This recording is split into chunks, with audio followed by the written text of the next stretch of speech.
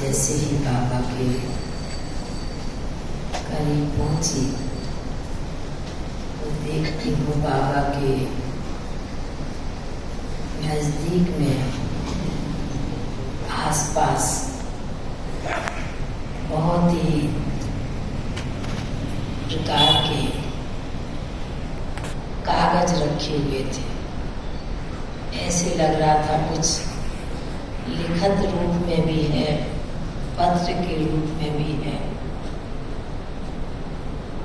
मैंने सामने बाबा को देख पूछा, बाबा को कहा कि बाबा आज आप वतन में आज कौन सा चिट्ठा देख रहे हैं, क्या देख रहे हैं? एक सेकंड बाबा मुस्कुराने लगे। फिर दूसरे शब्दों में बाबा ने कहा कि बच्ची, सद्गुरुवार का दिन होता है, बच्चों की यादें बाबा के पास पहुंचती रहती है वतन में, और बाबा भी हर एक बच्चे का हिसाब किताब भी देखते हैं, पोता मेल भी देखते हैं, कई बच्चों का चार्ट भी देखते हैं। पर बाबा के सामने कितने भी पत्र, कितने भी कागज होंगे, पर बाबा बहुत जल्द सब बातों का समाधान निर्णय कर देते हैं। ऐसे कहते बाबा ने साकार रूप का, ब्रह्मा बाप का वह रूप इमर्ज किया वतन में। वो था उस समय फरिश्ते रूप में ब्रह्मा बाबा का रूप, और दूसरी तरफ जो साकार रूप का वो दृश्य। तो बाबा ने कहा कि देखो बच्ची, बहुत ध्यान से देखना। साकार में भी बाबा के सामने कई बच्चों के पत्र होते थे, कई बच्चों की परिस्थिति का भी याद पत्र भेजते थे, पर बाबा बहुत जल्दी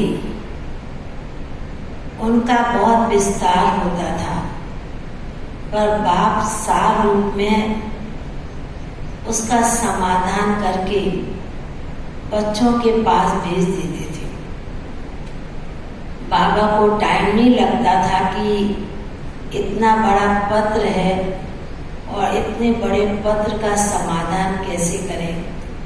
बाबा 2 लाइन में समाधान पूरा कर देते थे, बच्चों के पास पत्र भेज देते थे।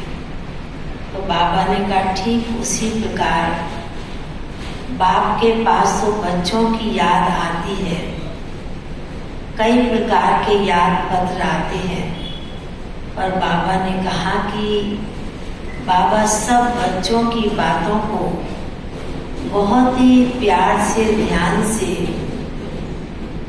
देखते भी हैं, सुनते भी हैं, पढ़ते भी हैं। कई बच्चों के मन में कई प्रकार के प्रश्न आते हैं। बाबा देखता है, बाबा पढ़ता है, पर बाबा ने कहा कि जब साकार में बाप ने ये काम किया है और अभी तो अव्यक्त रूप में इतने सालों से बाबा अपना कार्य स्वयं बच्चों को निमित्त बना करके भी कर रहे हैं और आगे भी करवाएंगे। तो जैसे ऐसे लग रहा था कि आज वतन में बाबा जैसे कि सभी का स्नेह भरी याद तो बाबा बच्चों को देते हैं और बच्चों की याद भी पहुंचती है। फिर उसके ऊपर बाबा ने भक्ति का दृश्य इमर्ज किया। बाबा ने कहा कि देखो बच्ची, भक्ति में भी जो भगवान या मूर्ति के आगे जाते हैं, जिसकी जिसमें आस्था होती है, पर जब जाते हैं तो कोई की बहुत आस्था होती है अंदर में चाहना होती है मुझे कुछ दर्शन हो, कुछ प्राप्ति हो, कुछ चमत्कार हो, तो उस भावना से जाते तो उनको कुछ ना कुछ मिलता जरूर। और सिर्फ कोई घूमने के हिसाब से जाता है, देखने के लिए जाता है, वो उसकी अपनी भावना होती है।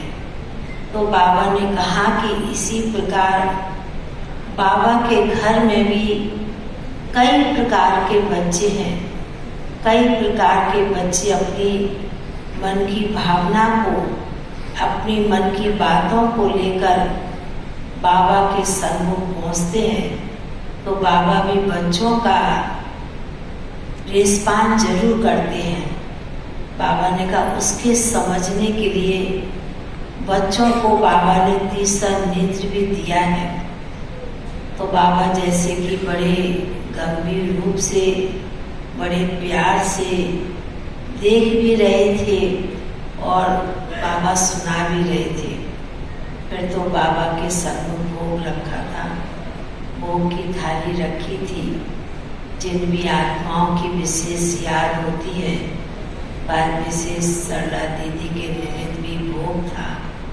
तो बाबा ने उन्हें भी बड़े प्यार से इमर्ज किया और बहुत ही प्यार से इमर्ज करने के साथ साथ भोग भी स्वीकार कराया। और कई भाई बहनों की भी याद बाबा को दी और बाबा